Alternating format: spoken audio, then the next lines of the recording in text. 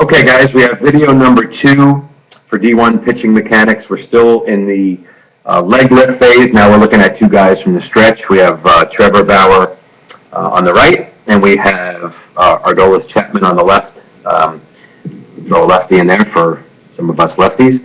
And we're just going to look at these same principles as we did before, now from the stretch. So here's a line over his toe at the stretch. Here's a line for Bauer over his toe at the stretch.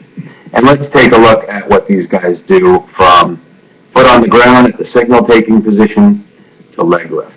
So Chapman's leg is starting here. At the beginning, he looks fairly balanced, not a ton of movement, even though the camera's moving around a little bit. But now watch as the leg starts to rise. He is slightly moving forward. Now you're going to find there's a little bit of less momentum always gathered in the stretch because you don't have your rocker and pivot step. You're going from basically a, standing locked-in position. But again, looking at what we talked about before, good high leg lift, knee goes back, kind of towards almost a shortstop. And again, that momentum going forward. So here we go, take a look at it again. As the leg is rising, slightly going forward, certainly not backwards. And I'll look at majority of high school, even a lot of college pitchers.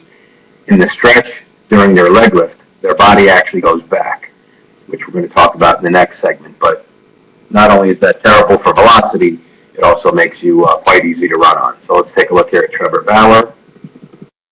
He's fully set right here. And the leg is just about coming off the ground. Goes, slight move, the slightest of moves back. Now as that leg comes up, look where he's going. Now he's starting that move forward. Again, look at the knee position, right in this area. It's back. He's a little lower than Chapman. Chapman probably is pitching with no one on base, even though he's always in the stretch as a closer. Bauer, very simple, guys. The key here is very simple.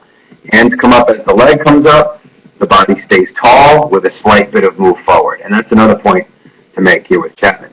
These guys stay tall. There's no crunching on the back leg while the leg lifts. It's not locked out, but it's not crunched. It's athletic, slightly bent, but tall in that position. Okay? The next video we'll pick a guy in his windup and also in his stretch to see the similarities and if any differences between a guy in his windup and in his stretch. Thank you.